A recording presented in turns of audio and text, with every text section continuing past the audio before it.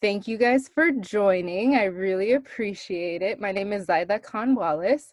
I'm a COTA, and you're probably wondering, like, okay, you're in occupational therapy. What do you know about environmental racism? Well, I worked at the Environmental Health and Safety Office at the University of California, Irvine, where I earned my undergraduate degree in public health policy. So I have a bachelor's in public health policy.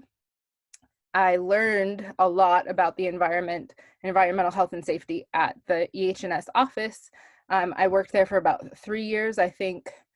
Learned about fire safety, hazmat, haz waste, ergonomics, all kinds of stuff.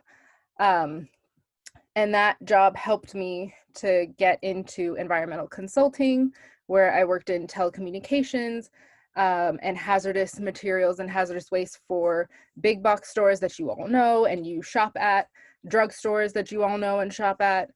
And you're probably thinking, like, what kind of hazardous waste do they have at these stores? And the truth is, Tide, when it falls on the ground and spills everywhere, is now considered waste. And it's not just waste that you can throw in the trash, it becomes hazardous waste because of the chemicals that are in it. And a lot of cosmetics, a lot of other household items, especially household cleaners, fragrance, anything with a fragrance in it is going to end up being hazardous waste. Excuse me. All those types of items become hazardous waste. So I learned a lot about the environment in that capacity. And I'm going to refer to my notes a little bit because I don't want to miss anything. So I have 5 years of experience in hazmat compliance. I also consulted for Bill de Blasio's office after Hurricane Sandy, or Superstorm Sandy, because once it hit New York City, it was a superstorm, not a hurricane. And I learned a lot about public policy in that capacity. It was a really great experience to live in New York City and work for the mayor, essentially.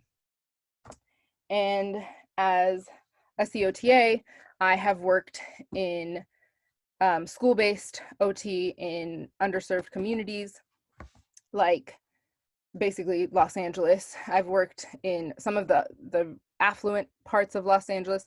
I've also worked in some of the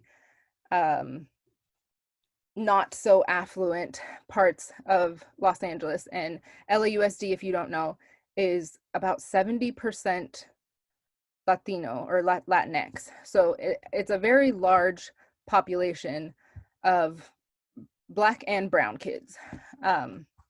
So these are all of my experiences that help to create me and have created my experience that I will be sharing with you tonight.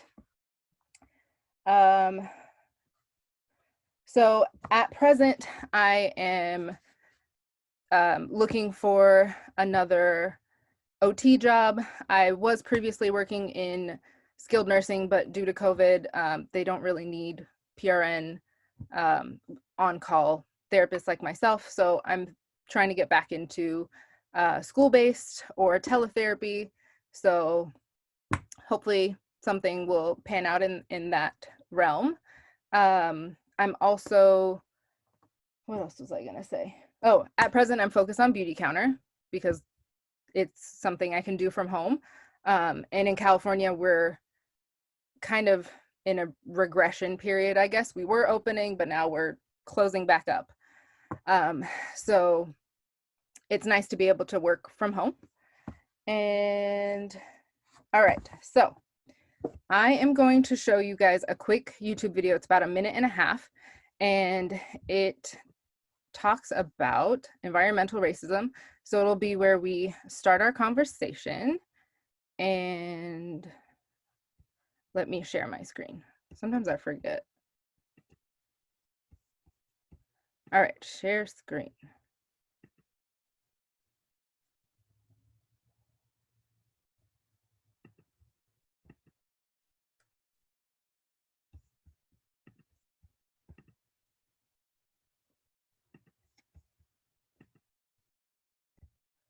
All right, here we go. In America, Air and water are separate but unequal. Environmental racism is the new Jim Crow.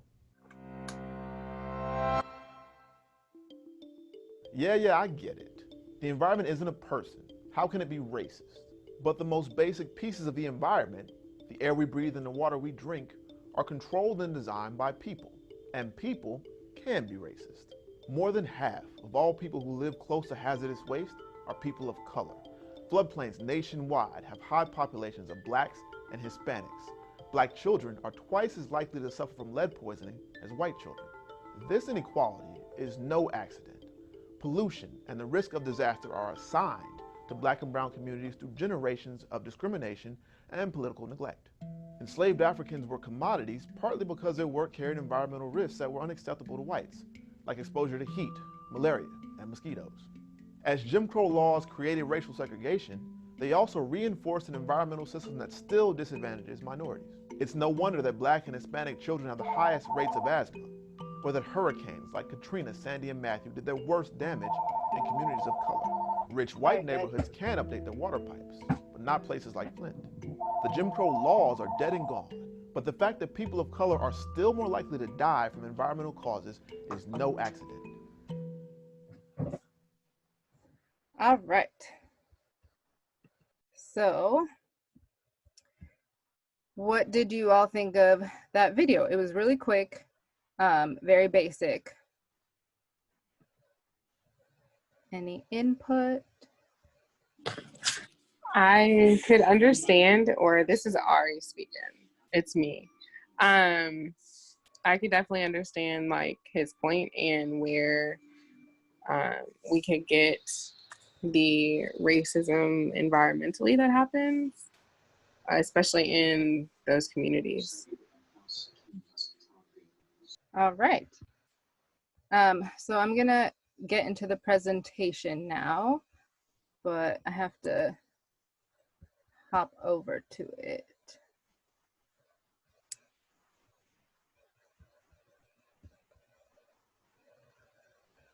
Sorry guys, I'm not like the fastest with Zoom. There we go.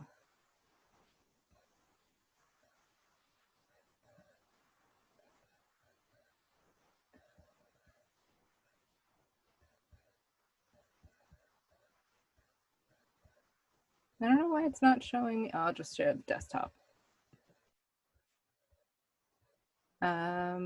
Let me know if you guys can see. Can you see the presentation? Can you see what is environmental racism? Great. Okay, then I will turn it on. All right, so you can all see it now? Yep. Great. All right, so environmental racism. This is a PowerPoint presentation that was created by one of my classmates at UC Irvine. Her name is Angela Kiamugisa. She can be found at Dispersal of Knowledge on Instagram and Twitter.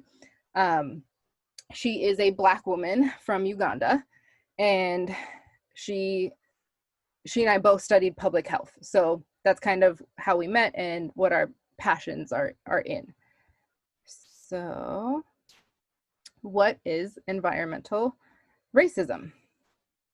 Racial discrimination in environmental policy making, the enforcement of regulations and laws, the deliberate targeting of communities of color for toxic waste facilities, the official sanctioning of life-threatening presence of poisons and pollutants in our communities, and the history of excluding people of color from leadership of ecology movements. So this was a quote from Benjamin Jarvis, who is kind of like, he's the civil rights activist, essentially. So Jarvis defined environmental racism in 5 categories. So basically, these are the 5 categories that he spoke of above. Racial discrimination in defining environmental policies. So these policies aren't necessarily always environmental policies. Sometimes they are things like redlining. If you've heard of redlining, it's basically the exclusion of people of color from certain neighborhoods. Like here in the Bay Area, I remember looking at some documents that showed Pleasant Hill, California was not a city where people of color could live. They literally were not allowed to buy property in that city. And so redlining basically made communities for whites and communities for other. And the communities for the whites tended to be in better areas with better air quality, better water quality, and further away from factories and waste facilities. Also, Black people were exempt from getting certain loans. So if they wanted to get a home loan, even if they had the income, they were denied access to loans so that they couldn't purchase property. So these types of things weren't necessarily environmental, but they still moved people of color and Black people especially into neighborhoods that had more environmental harm. So discriminatory enforcement of regulations and law. The Office of Environmental Justice was created within the Environmental Protection Agency. So this is at the federal level. But they've not done much to enforce or advocate for people of color. So although there is an Office of Environmental Justice, we haven't seen a whole lot come out of it. Deliberate targeting of minority communities as hazardous waste dumping sites. So my husband and I were looking into purchasing a home here in the Bay Area, which is freaking expensive, right? So Richmond, California, that is a predominantly Black city, and it's much more affordable than other parts of the Bay Area. And so we were considering moving to this city. We went to this city and we're looking around. On our way to this particular home that we were looking at, we passed by a landfill and the Chevron refinery. And literally we made a right from the Chevron refinery and we were there at the house that we could probably afford. And so places that are, there are lots of cities like Richmond, California. Richmond is not alone. This is just the example that I'm using because it's close to home for me and I'm familiar with it. So there are lots of cities like this where people of color live literally right next to an oil refinery and they're breathing in this benzene that's coming off of there, and they're breathing in whatever is coming from the landfill. And if you're thinking about a landfill, you may not think landfills are that dangerous because it's a landfill. It's just trash. It's not hazardous waste. But not everybody throws their hazardous waste in the trash. And like I said earlier, Tide, no, and it's not just Tide, detergent, laundry detergent in general, that is considered a hazardous waste. And do you or I always dump that in, like, do we take it somewhere to be transferred to a hazardous waste facility? Like, no, we really don't. In California, you just have to make sure it's empty. And then you can throw that plastic bottle in the trash or hopefully recycle it. But not everything makes it in there. There's batteries that make it into landfills. There's electronic waste that makes its way in there. And then we'll go into electronic waste and how that is yet another way people experience environmental racism. But on to the next point. So official sanctioning of dangerous pollutants in minority communities. So I'll share my screen again because I want to show you EnviroStar, which is like a, it's a California website. It's on, I think it's cal.gov. It's basically a website that shows where hazardous waste facilities are. So let me pull it up. Here is EnviroStar. Okay.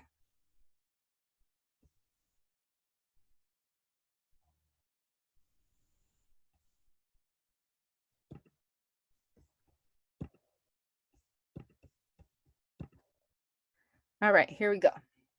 So this is ca.gov and Department of Toxic Substances Control and Virostar. So this is basically where we can look at all of the hazardous waste facilities in California. I don't believe these are transfer facilities. These are, there's, what is TSDF? I know what it is. I just have to tell you guys what it stands for. It's Treatment, Storage, and Disposal Facility. I haven't worked in haz waste in a while. So a TSDF is a treatment, storage, and disposal facility. So this is where hazardous waste and materials, meaning pharmaceutical waste, and anything else that can't go in a landfill gets incinerated, essentially, which is kind of crazy because that means hazardous waste is being burned and then it goes up into the air, which I don't even understand. I don't know how that's productive, but TSDFs are where materials get incinerated. These, I believe, are just facilities that are associated with businesses. And so if we look, I'm here in the Bay Area, so Alameda County is near me. There's 1, 2, 3, 4, 5, 6 facilities in Alameda County, and I can tell you Alameda County has a lot of brown people in it. And the Bay Area as a whole doesn't have anywhere near as many Black people as, say, Los Angeles, but we do have a lot of brown people up here. And Oakland and Richmond have probably the most Black people. Oakland is in Alameda and Richmond is in Contra Costa County. So here we have 6 that are in Alameda County, where there's a lot of Black and brown people. 1, 2, 3, 4, 5, 6, 7, 8, 9, 10, 11 in the county that I live in Contra Costa County. I think some of you might live in Contra Costa County too. So, and I live pretty close to these cities, which is sad. I live close to an oil refinery, but there's at least 2 that are really close to me. So if we look at Richmond, there's 1, 2, 3 just in Richmond alone. So I told you Richmond has a very high population of Black people. There are 3 facilities in Richmond alone, and Richmond's not that big. It's not like LA where it's like a huge city. Martinez has 2. Martinez is actually a predominantly white city, so that is because there's a Tesoro refinery. I think there's Shell. I don't know if Shell and Tesoro are the same, but Tesoro and Shell are both very close to Martinez. Shell is in Martinez. And then here's another one in Richmond. Maybe there's 4. Did I miss that? Oh, 4 in Richmond. I'm sorry, not 3.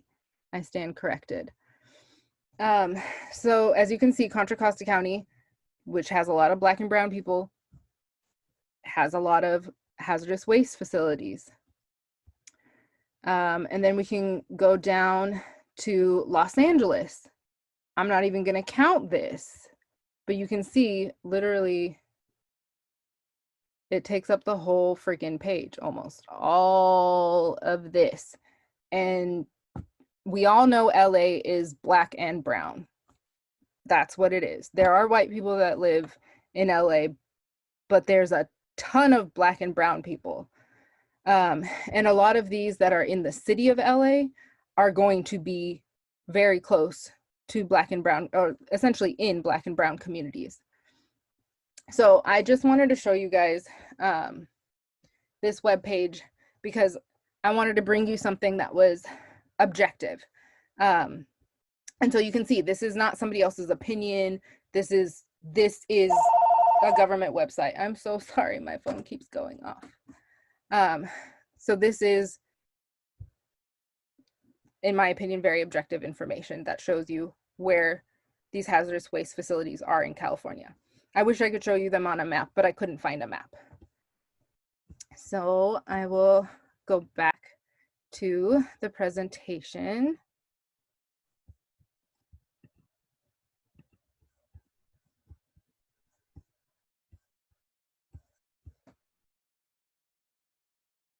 So the last point is the exclusion of people of color from environmental leadership positions. And share this. Oh, no, not that way. Cancel. There we go. Now you guys can see it. Okay, so historically, environmental racism can be traced back about 500 years to the arrival of Europeans and their displacement of the Native Americans. So we all know the Native Americans were living here. This was their land, and it was essentially stolen from them. So the environmental justice movement was rooted around the same time as the civil rights movement, once environmental racism was acknowledged. The exportation of hazardous waste to poor countries in the global South with lax environmental policies and safety practices, such as American companies sending their waste batteries to Mexico. So batteries, especially even the batteries that you have in your remote control, not just lithium ion batteries, but just regular batteries that you would put in your kid's toy. These contain battery acid, and they are not to be disposed of in regular trash receptacles. They're supposed to have the nodes, like the two ends, taped and then disposed of at a proper facility, which would, I know some people dump their batteries at Target. You can dump lithium ion batteries at Target, or your like cell phones, stuff like that. But regular batteries, I honestly don't even know where you're supposed to take them. I know that there's like a household hazardous waste place that can take them, but I'll have to find that information for you guys.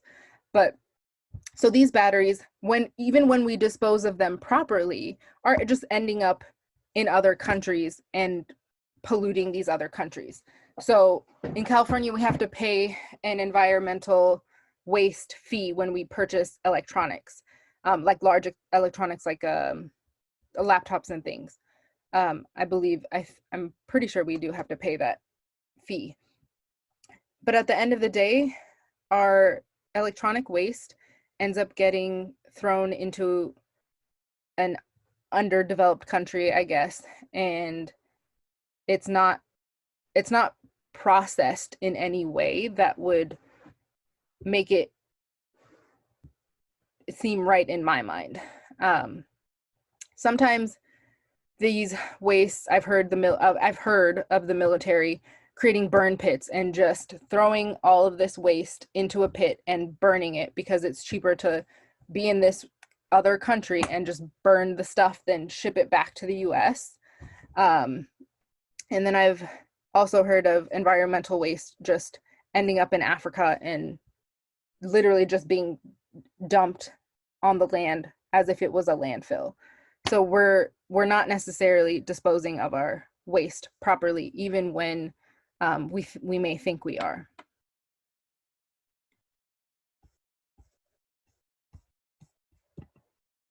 No, I did not want to go there. Sorry, guys.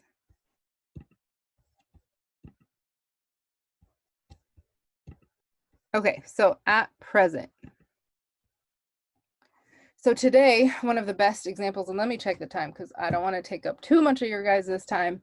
So today, one of the best examples is the Flint water crisis. So Flint, Michigan is 54% Black and 40% of the residents live below poverty. State officials intentionally put Flint residents' lives at risk to save money because they didn't want to change the water pipes. So there's essentially lead in the water. Now, lead-based paint was made illegal essentially back in the 70s, the late 70s. So to this day, I did these reports about lead-based paint and what paints in different buildings might have lead-based paint and whether it would have to be abated for my clients. I didn't actually go out and do the sampling or anything, but I did do lead-based paint reports. So it's important to not have little chips of paint that have lead in them because that could be toxic to children. But these children in Flint are literally drinking lead. So, like, just rationally thinking about this, it's probably a lot worse to drink water with lead if you're drinking 8 glasses of water a day like you're supposed to be drinking, right? As opposed to possibly eating a chip of lead paint. So the dangers of lead-based paint, in my opinion, are nowhere near as dangerous as drinking lead in water. And lead is not the only contaminant in water. It's just the main contaminant in the water in Flint. And I'm sorry if I get like really passionate about this stuff, but I'm trying to stay as like even keeled as possible. But some of this is just infuriating. So there are so many Flints around the country, and institutions like the EPA are tasked to protect the environment and the population, but they fail to address these concerns. So to this day, I don't believe the pipes in Flint have been replaced. Even though there's been all this outcry, not a whole lot has been done.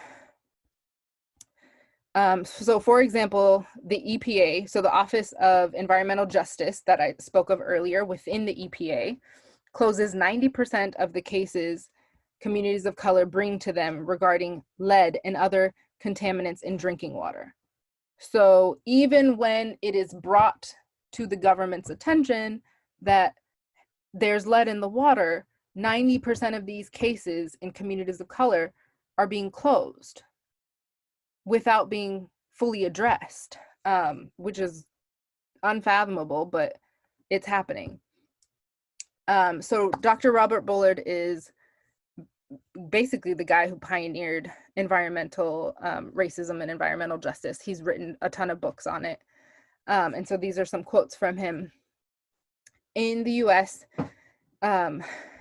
your zip code is a powerful predictor of health. So if you really think about it, if you live in Beverly Hills versus East LA, you're going to have very different health outcomes. And I know this because I worked in East LA and I had OTs that I was working with tell me like, these kids at this entire school are working at a special ed level. The gen ed population at this entire school is working at a special ed level. That's a huge issue. That's not okay that like all of these kids like they're not dumb. It's not because they're stupid. Like there's something else going on. And these issues are really not always being addressed. So the next is racism trumps class. Even middle income African Americans are more likely to live in more polluted neighborhoods.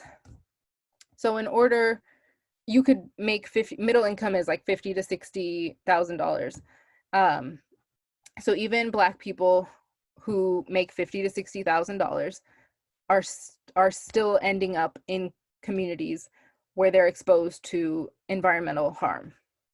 Not far from Flint is Detroit, Michigan, one of the most polluted zip codes in the country, and it's 83% Black in Detroit. And there's even more when you go into Cancer Alley in Louisiana, which is, I think it takes you from like New Orleans to, I can't remember what the other city was, but there's Cancer Alley in Louisiana, and Black people are disproportionately affected by cancer in that area. There's also places in Pennsylvania where communities of color are disproportionately affected. I can't talk about them all because I want to get you guys, I want to be able to get you guys off of here. I don't want to take up all your time. So causes of environmental racism. So covert organized racial and ethnic oppression develops into environmental injustices. Overt racism, which limits the rights of people of color to make decisions about the environment basically when you have Black people who've been systemically oppressed, they haven't been able to get home loans, so they can't build equity. They can't build equity, so they can't get the money to go to college.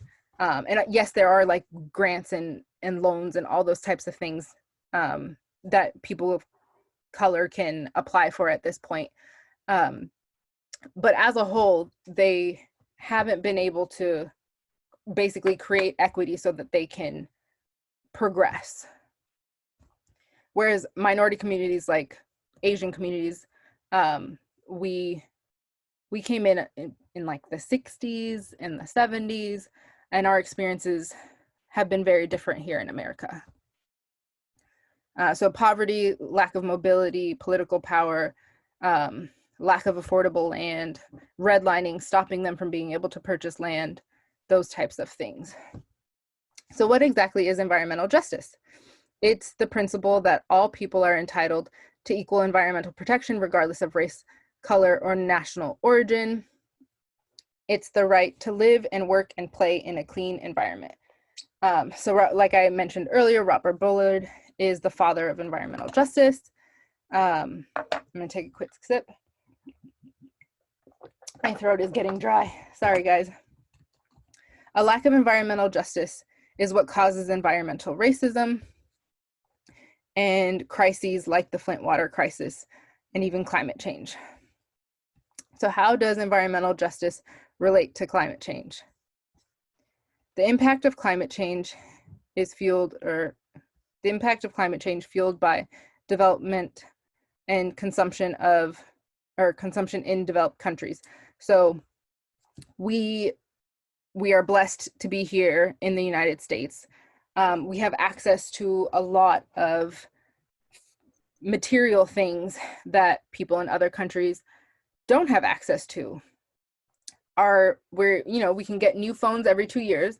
Some of that I think is a setup, because I feel like phones are set up to fail after 2 years. They make them so that they slow down and you can't really download the new OS or whatever.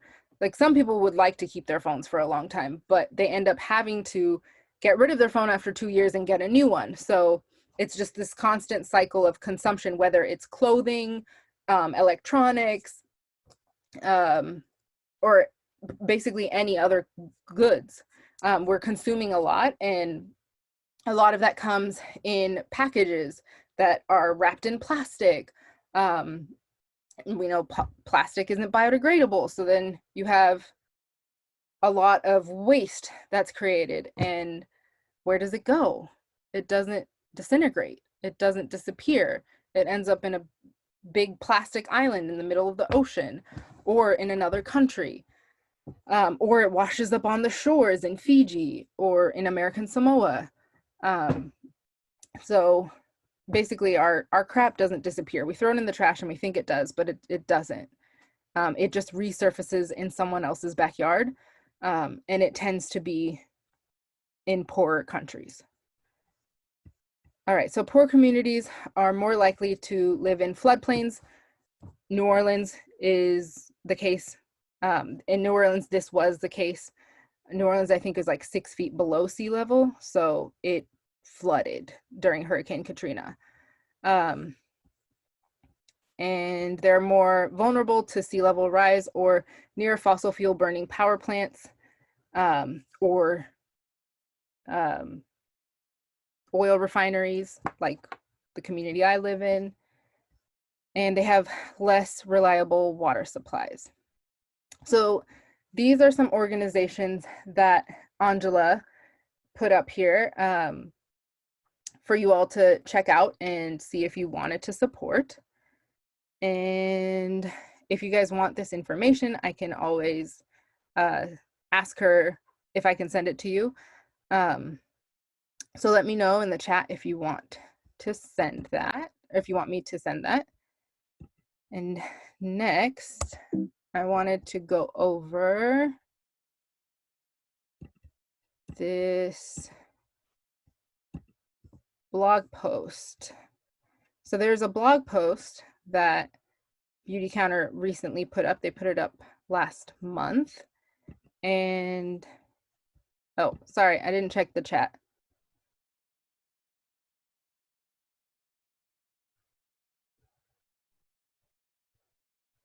Okay, I'll definitely ask her if I can send that out to you guys and see what she says. I'm sure she'll be fine with it.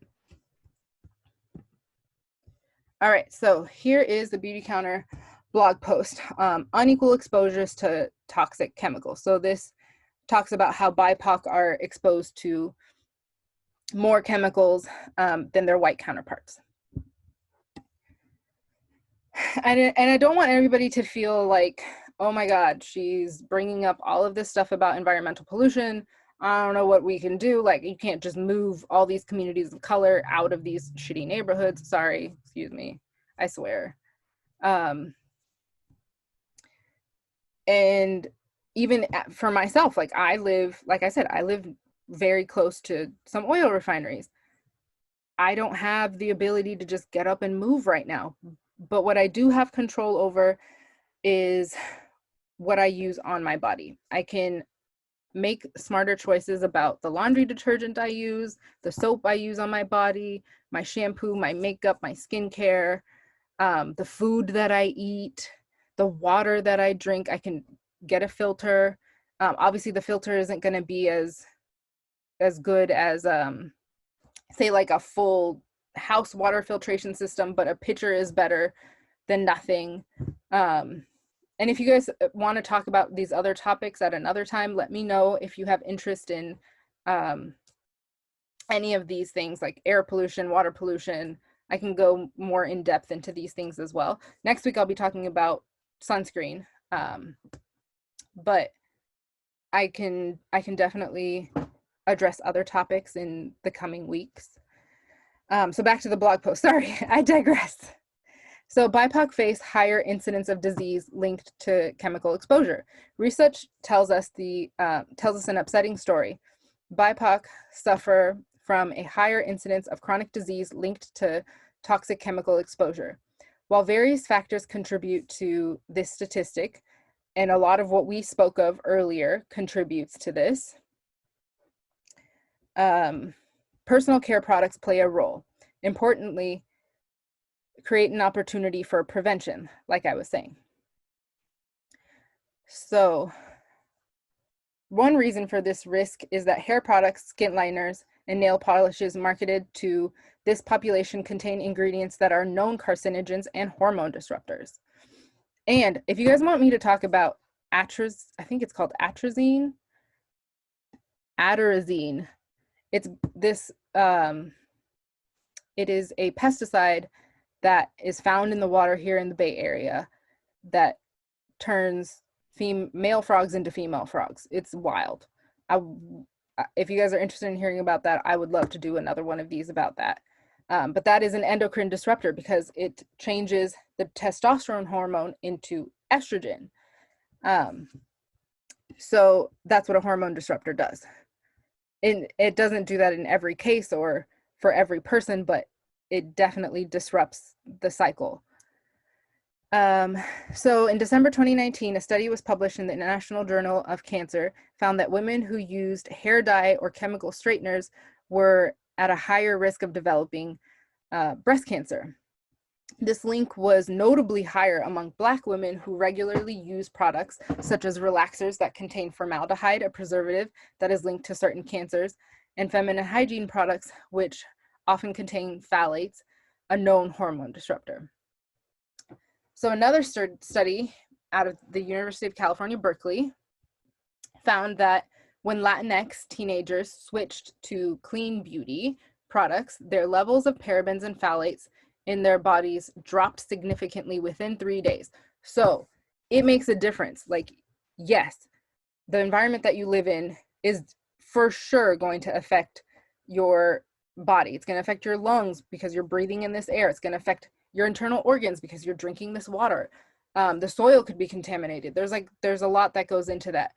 But this study from UC Berkeley shows us that the stuff we put on our skin also matters. So we can definitely make an impact by making smarter choices. And all of this behind me is Beautycounter. I don't like my background, so I put the Beautycounter background up because you don't need to see all the clutter behind me.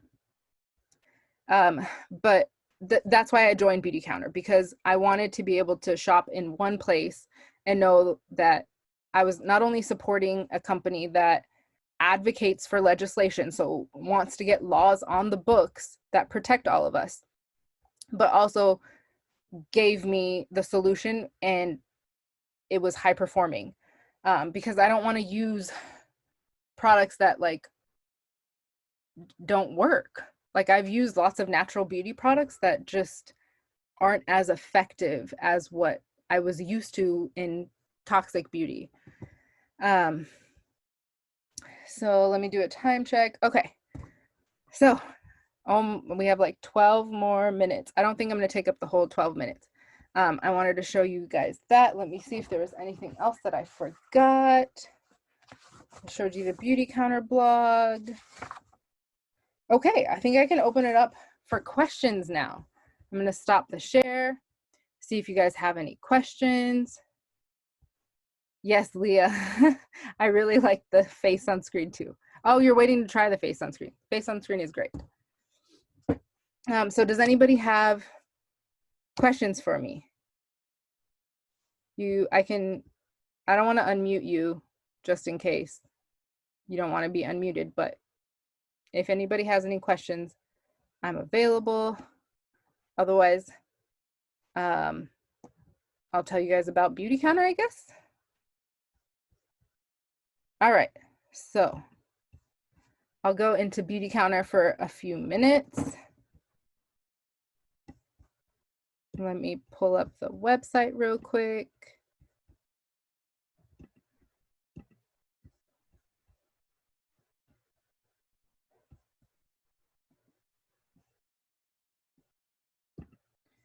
And let me share. All right, so this is the Beautycounter website. You may have heard that Beautycounter is going to be, or technically is, in Sephora right now. Beautycounter products, there's a ton of Beautycounter products, but there are 11 that are featured on Sephora.com at present and will be in store on the 8th of August or the 7th of August. So it's an exciting time to be with Beautycounter because we're considered clean by Sephora. So we're in the clean section with companies like Kosas, Josie Maran, who else is in there? Pharmacy, I think. There's quite a few, Drunk Elephant. There's a lot of fun companies that are considered clean by Sephora, and Beautycounter is one of them. So let's go into what makes Beautycounter clean. Blueprint for clean. This is where I like to start. So the blueprint for clean is pretty extensive.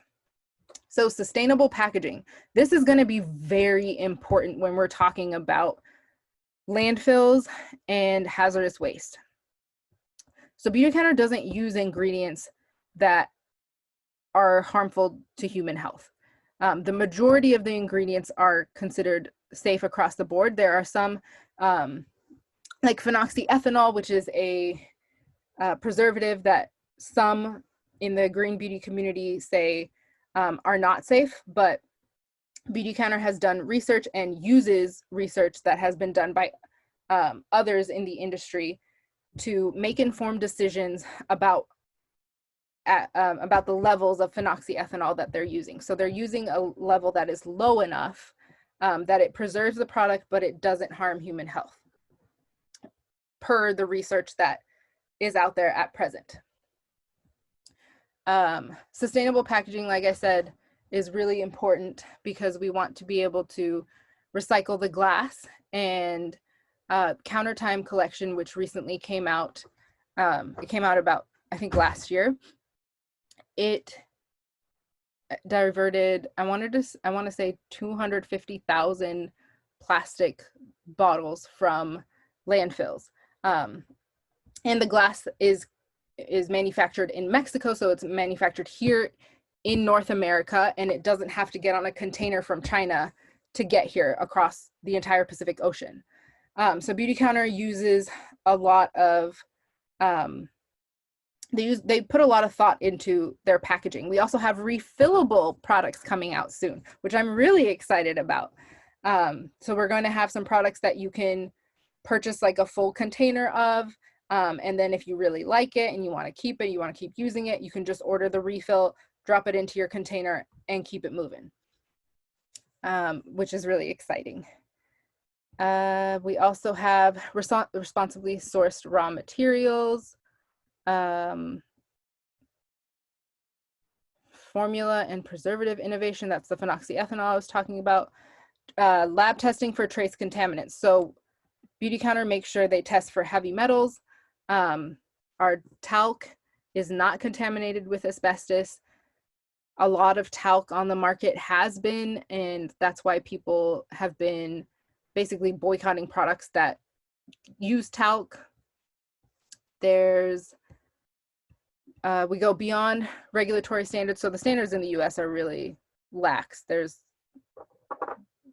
not a lot of regulation there. So it's not hard to go well beyond, but we have the Never list that allows us to remove 1,800 ingredients from our formulation. So those are 1,800 ingredients that we will never formulate with. We're Leaping Bunny certified. So here's a little bit about our safety screening and the Never list. All of this is on the website, so you can check it out for yourselves. I'll click on the Never list real quick. This is, by no means, this is not the entire Never list. This is just some of the stuff that we've been talking about. So formaldehyde, we were talking about earlier. Oxybenzone is in sunscreen. It's a chemical sunscreen that we do not formulate with. Phthalates are endocrine disruptors. We do not formulate with those. Toluene, synthetic fragrance. Fragrance is the hardest one because it's a loophole. You can pretty much throw anything in there. Hydroquinone is a skin lightening chemical that I had no idea affected the liver. But when I was at Sephora, I was talking to one of the beauty advisors about a skin brightening serum. And she had mentioned to me that I could only use it for 2 months because it could cause liver toxicity. And I couldn't make, in my head, I couldn't make the connection that this little bottle of serum that I was going to put on my face was going to affect my liver. But it does. Even something that's as small as a little serum, putting that on your face on a regular basis for 2 months could cause liver toxicity. So things like this are important to think about. I think I'm gonna end here. It's 5:55 alignment, guys. We'll stop here. And if you guys don't have any questions, then I will close this out and send the recording to those who didn't get a chance to see it. Let me check the chat before I do. So I don't have any questions, but I just want to say thank you so much for all of this information. I'm just amazed at how many disgusting things can be put in our body, and about the actual environment and where people are living. The entire, everything you shared was just so valuable. So thank you so much for it all. You did amazing. Thank you. I get so nervous. Oh my God. No, you did great. You guys I was just in my head, I wanted to interrupt. I wanted to be like, just breathe. You're doing great. It's really hot under this freaking light. I have to turn it off. Oh my God. I leave it on because I'm brown and I need light so you can see me, but it is hot. I need to get a different light. My son was like messing with my ring light today and it died. So I ended up with this heat lamp. Oh man, no, not fun. But I hope Mila is sleeping. I hope she's well. Thank you so much for hopping on, even though it was bedtime. I appreciate it. Thank you. And I'd like some stuff from Beautycounter. I want to talk to you. I love clean products. I buy all natural products already, but I haven't stepped into like the Beautycounter, but I still love like your face cream that I have, and like it's great stuff. So I look forward to it. Great. And if you guys don't know, Kristen makes jewelry. So if you're trying to get jewelry, she makes it. Thank you. I was looking at your necklace. It looks really cute. So I thought I'd throw that out there. Okay, so Shar wants me to highlight the face sunscreen. Okay, let me go show you guys the face sunscreen real quick. Thank you. No problem. I saw your comment. I'm not ignoring it. I just wasn't looking at it the whole time. So I'm gonna go into sun. Oh, maybe it's under body. Sun protection. Okay, great. So let me start sharing my screen real quick.